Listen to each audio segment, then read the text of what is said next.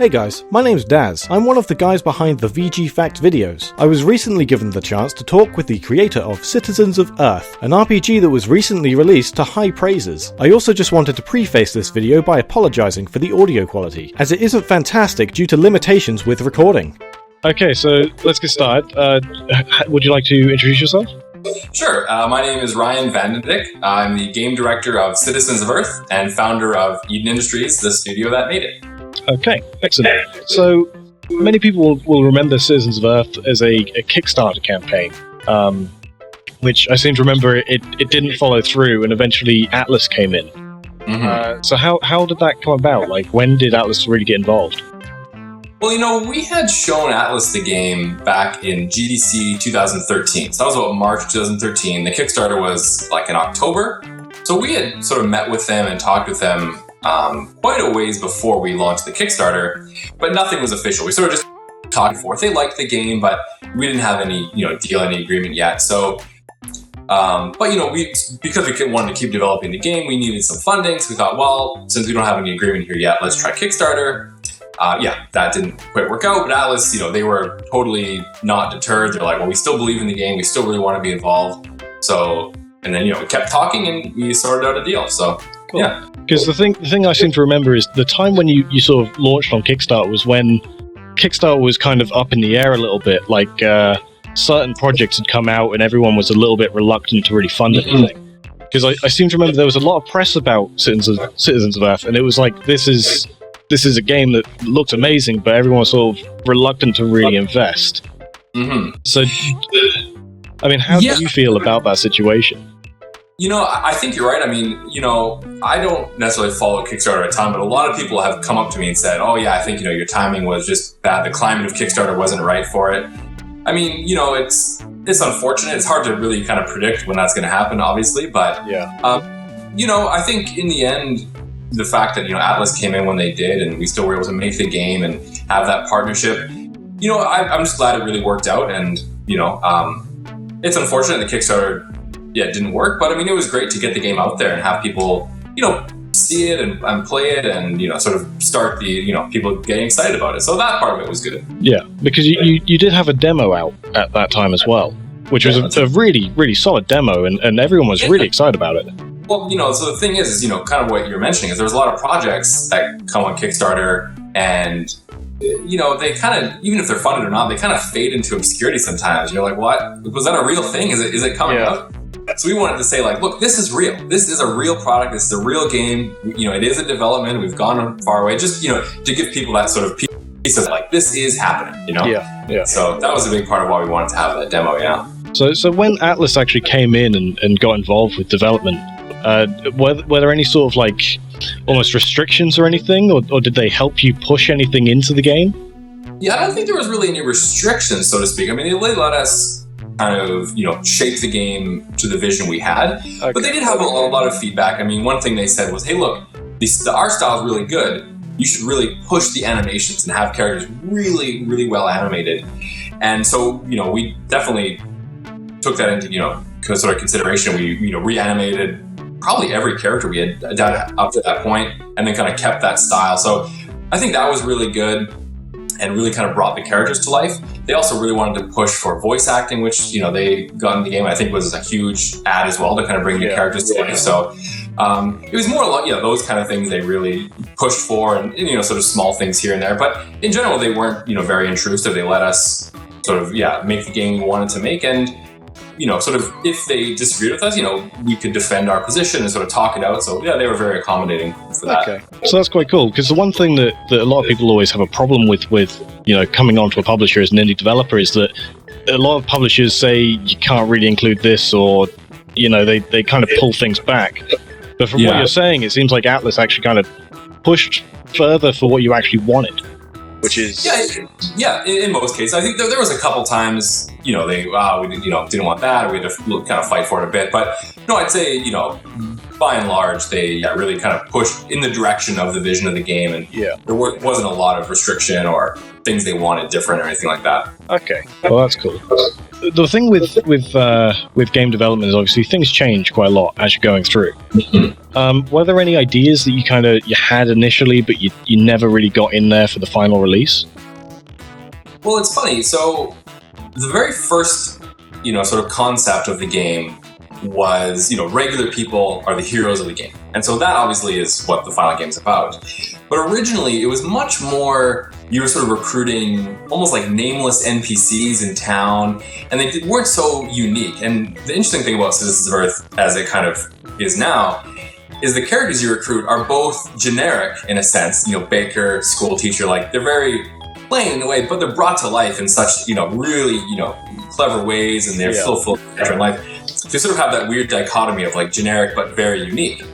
And so, going back to the original idea of the game, it was much more like you were leading a team of just the average red shirt NPCs you'd see in a lot of RPGs, and it was, but the character design, our art director Robin kind of made for these characters, was so over the top and so unique. They're like, well, no one's going to look at this guy and think he's just a regular NPC. He's too unique, too stands out, which of course is great.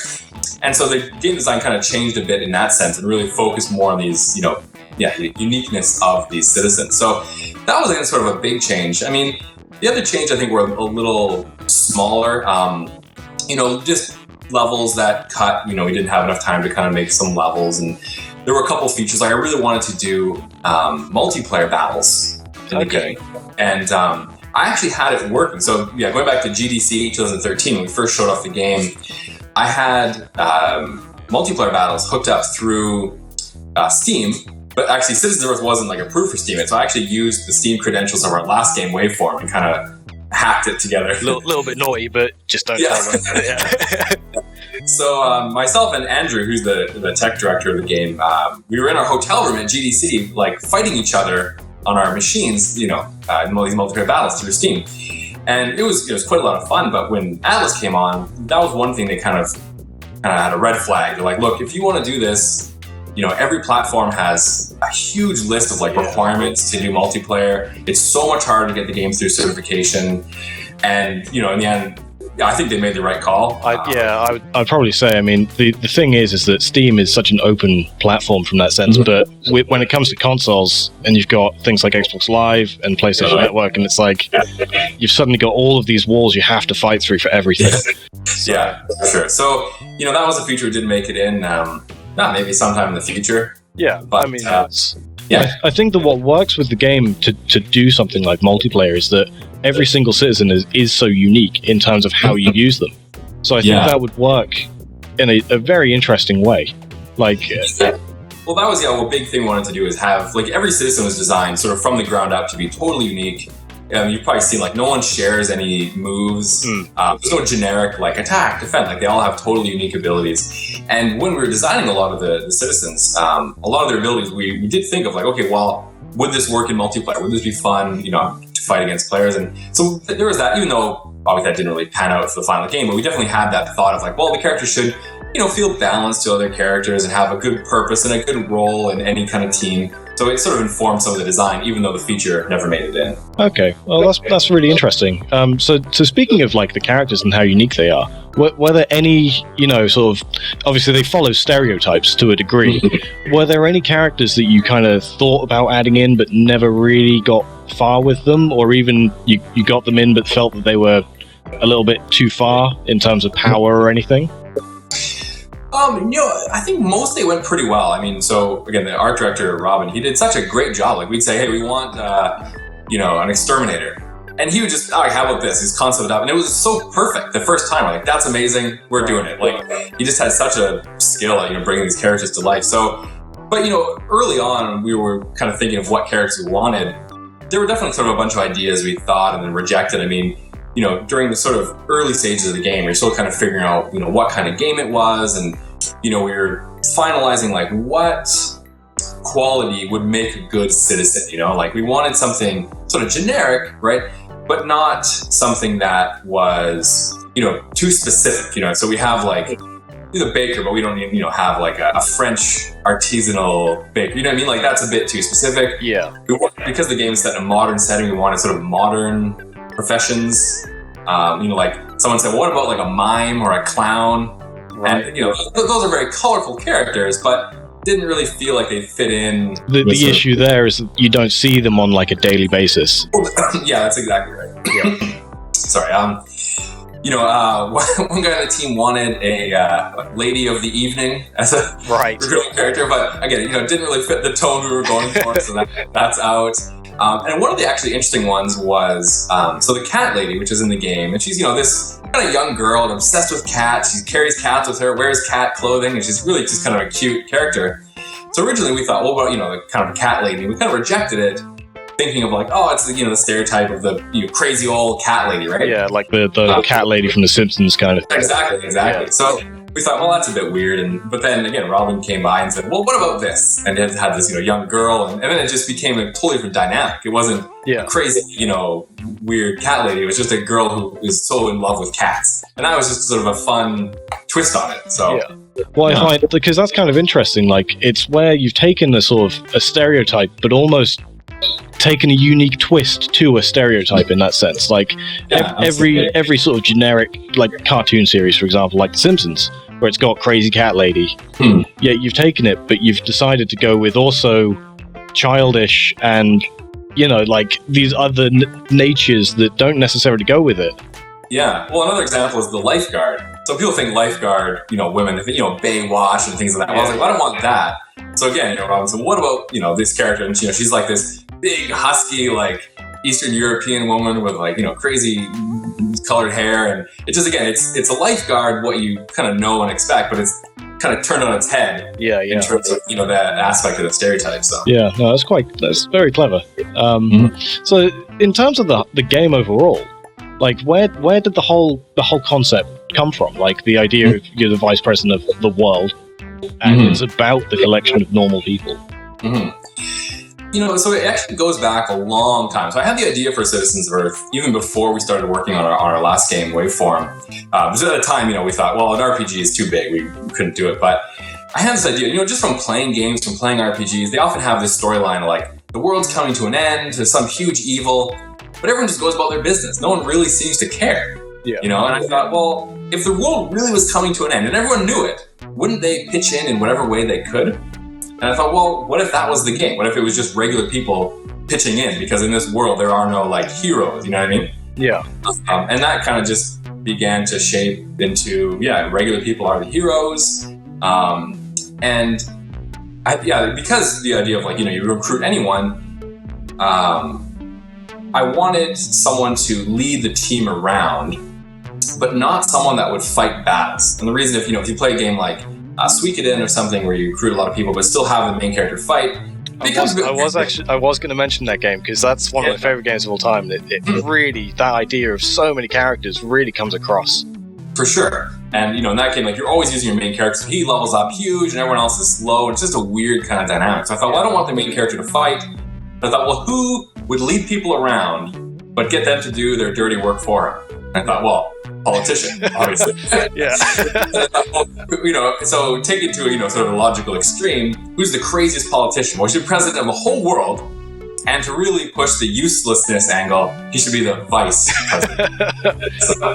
That's genius. So, like, obviously, you mentioned Suikoden, but what other games? I mean, quite clearly, Earthbound was an influence.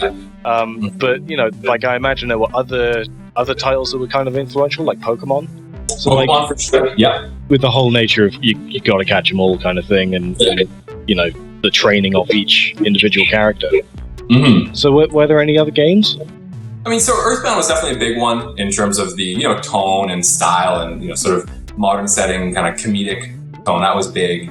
Suikoden and Pokemon for sure were big in terms of like the large cast and how you're going to manage that. I even actually, while developing a lot of the early ideas for the game, I watched a lot of like YouTube videos of people playing Pokemon competitively just to see what they did with the characters and just to see unique strategy. So a lot of the citizens in the game have very unorthodox strategies. So some of them are your classic, like they just deal damage, very straightforward, but some have much more complicated, like kind of setup routines and kind of deal damage in very different ways. And a lot of it's inspired by the fact that in Pokemon they have kind of bizarre strategies sometimes to kind of do different things. So that was inspirational. The opening scene of the game was inspired by Chrono Trigger, where your mom kind of comes in and opens the blinds. Yeah. But instead of a young, wide-eyed kid, it's like a 40-year-old man. So we kind of just, again, turning that kind of scene on its head. I guess, kind of to a lesser extent, it was modeled by just, decades of playing JRPGs and just seeing, what they did, what worked, what didn't work, and just kind of combine, my love and passion for those games just kind of into the final product. Yeah, because the thing that I always took from Citizens of Earth when I was playing it is I was sort of thinking that this is the kind of game that if I was playing this 20 years ago, it would feel completely normal. Like, this is the kind of game that this is the period for this game. Yeah. Whereas now it's like not many games come out that have this feel of like proper RPG. Like the standard combat, but at the same time with minor complexities that you can master. You can just play it with, the simple characters, but then you've got these unique strategies when you combine them. Yeah. And that's what I find that to be the shining moment with this game. Oh, thanks, yeah. Well, it's funny. So, again, early on, we had someone, testers play the game, and one of them was trying all the citizens, and he said the first time he played the pharmacist, he's like, oh, this character sucks, he's so useless. But then he kind of realized what he could do. I was like, oh my gosh, he's so good if you kind of know his thing, and he can kind of control the whole battle, even though he doesn't really have anything that jumps out as very simple, like, deal damage, that kind of thing. So I wanted to push those elements, and, I guess, in a large way, we really wanted to make, like you said, the kind of game that really felt very special. We didn't just want to be like, well, here's an RPG, it's about, recruiting citizens, whatever. We really poured that kind of passion and polish into, every corner of the game we could, just to make it feel like, all around, very, like it was our best work, it was our, passion over many years, and just kind of push it as far as we could. So how long did you work on this game overall? Would you say obviously on and off with shows and everything in between? Yeah, I mean, pretty much 3 years. Yeah, was mainly. I mean, like that was sort of 3 years, in chronologically, but a lot of us worked a lot of hours, so like we kind of put more than 3 years worth of time into it, if you know what I mean. Yeah. But yeah, basically, 3 years or so was sort of a good ballpark for how long we worked on it. So because the team that's worked on it, obviously your credentials are extensive. I mean, having just quickly researched on you, like the previous titles that you've worked on, you worked on Luigi's Mansion on the 3DS, and all of this. So what made you decide to sort of jump into independent development, like completely on your own? Yeah, I mean, I think there was a couple things. I mean, one, I've wanted to make games since I was just a tiny kid, and that sort of passion maybe, I was always coming up with ideas and, writing things down, and, you just don't really have an opportunity to sort of express that when you're just sort of working in a studio on other games. I mean, so I kept having all these ideas in my head, and I just needed a way to get them out, And then the other thing is, so I'm sort of I do programming and also game design, both, right? But I would only ever get hired for one at a job. So, I worked programming on Luigi's Mansion, Mario Strikers. And I was a game designer at, Silicon Knights, working there. And I always I want to do both, because I like coming up with ideas and then, putting them in the game and seeing how they feel. And, without the opportunity to kind of, really get my hands dirty in all the parts of the aspect I was interested in, it always felt like something was missing. Right. So I thought, well, I'll, go on my own, and I can do exactly sort of what I'm passionate about, and then work on all these games that are, kind of in my mind that I want to get out there. So it's kind of both those reasons. Okay, it's a very noble thing to do, because obviously a lot of people, it's a scary venture to go from working for lots of companies getting paid on a regular basis to doing your own thing, and is it going to work? Is it not going to work? Yeah. So I think that's very brave of you.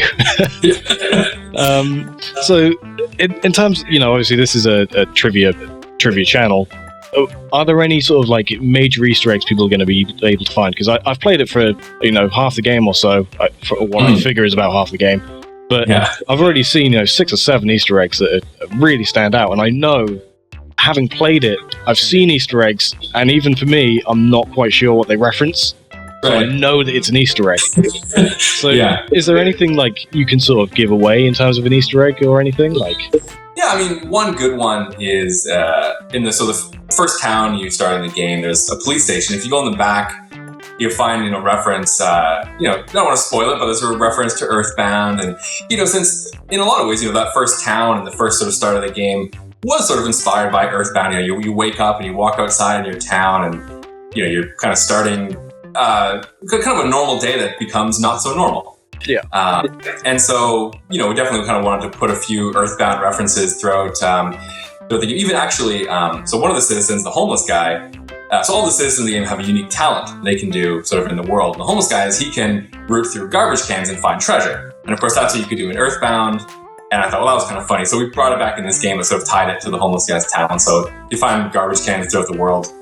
You can loot them and sort of reference to Earthbound. So that's another one. So yeah, there's a couple in the main town, there, and the police station I mentioned. So yeah. Because I do remember when I was playing it, I was like, okay, well I know this. There's there's trash everywhere. There's garbage cans.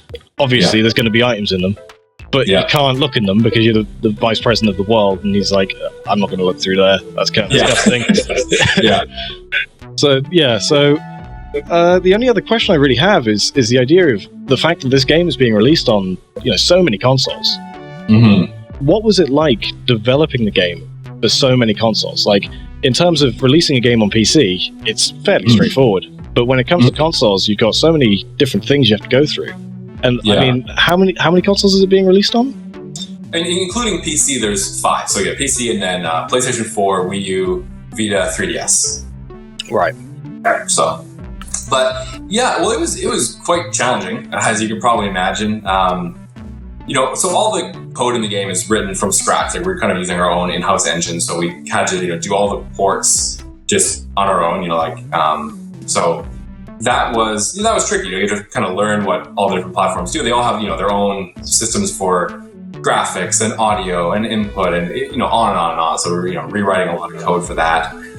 The 3DS was particularly tricky just because the screen is so small. We had to kind of revise a lot of the UI in the game and a lot of things to sort of just fit. So that was a kind of a unique challenge. But of course we had to buy development kits for them. Each development kit is $2,000-$3,000. Yeah. So if you're doing 4 platforms, couple programmers, that adds up pretty darn fast. Yeah. So it was and our Vita kits broke, so that was really unfortunate, but it happens, I guess. So so kind of a huge monetary cost, and a huge time investment to kind of get everything up and running, and then a huge sort of design shift to kind of make it look good, to feel good on those platforms. So, and again, our team is so small that they said there's basically 2 programmers, 5 platforms. Right. So it was a lot to do and to tackle. But I think one thing that sort of helped us was, right from the beginning, I wanted the game to sort of have this high-res 2D look. And that really worked quite well, because if we went with a 3D game, I don't think we would have been able to release it on Vita or 3DS. It's not quite as powerful.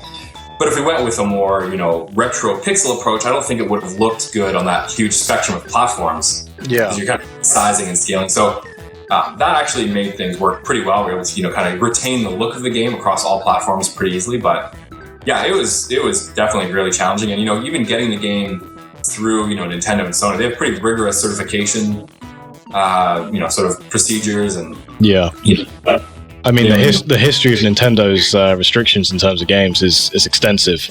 I mean, it's ridiculous. Having worked on a website that catalogs this sort of stuff, you just see things and it's like, this is okay. They have to let up somewhere to release an actual game. So I mean, from that sense, did you actually have any issues in terms of releasing it on Nintendo consoles or anything? Did any of these platforms have problems? No, not real problems. I mean, they all have their own quirks. We'd, try to submit it and they would send it back and say, well, we want you to do this and that little thing. Or Nintendo, the Wii U and 3DS have these sort of in-game manuals now. Yeah. And they're like, oh, well, you used an outdated manual template. You need to redo it and resubmit it. And it's so frustrating because it takes weeks and weeks to get them to play the game. It kind of goes in a big queue and then they take weeks to get back to you. So just for a small, change in the game's manual, not even the game, it could be a month turnaround. So things start, just the time, and unfortunately, the game had a couple delays. It was supposed to come out earlier, but it's really hard. That turnaround is just, it really adds up to a couple weeks, couple months here and there, and suddenly you've 2 or 3 months have gone by. Yeah. So it's really tricky. But I mean, Nintendo's probably a bit worse, but Sony definitely is also tricky to try to. They have their own requirements and quirks as well. But no, I would say, I mean, this is a solid game. I had my doubts, and I don't mean that in a negative way, but like most indie games, when they come out and you sort of play them, you think, okay, because I've obviously played it prior to release, and it's that feeling of like, okay, most indie games that come out prior to release, it's full of bugs. Yeah, and it's like, it's a bug, you just kind of ignore it, but it's really solid, and I think that's commendable. Yeah, well, it's funny, like coming from a background of sort of mainstream development, I really kind of wanted to bring that sense of polish and professionalism, I guess, in a sense, to the games. And I worked closely with Nintendo for a long time, and just to see the way they have like a laser focus on every aspect of the game, that really sort of inspired me and sort of informed how I do development. And one of the things I always said to the team when we were developing is, we're making an indie game, but when people play it, I want people to say, like, this is an indie game, as opposed to, well, this is an indie game. You know what I mean? It's like the same statement, but the tone is different. Like, one is you expect an indie game and you're surprised, as opposed to finding a lot of problems and being and just kind of brushing them off as, well, it's an indie game, what can you expect? So speaking of which, how many members of the team are there? As you said, you've got 2 programmers. Mm-hmm. And I mean, how many other people, obviously, like core developers, did you actually have involved? Well, I mean, at the game's peak, there was probably about 12, but that would have been 2 full-time, myself and the other programmer full-time, a bunch of part-time, half-time, and then we contracted out some other art and things like that. So it's a pretty big spectrum in terms of like the magnitude of contribution. But yeah, a couple programmers, a couple artists, a couple level designers, a couple audio folks, and it kind of adds up. Finally, I'd just like to say thanks to Ryan for taking the time to let us talk with him. If you'd like to keep up with more of our videos, consider subscribing to Did You Know Gaming on YouTube, or you can follow us on Facebook and Twitter.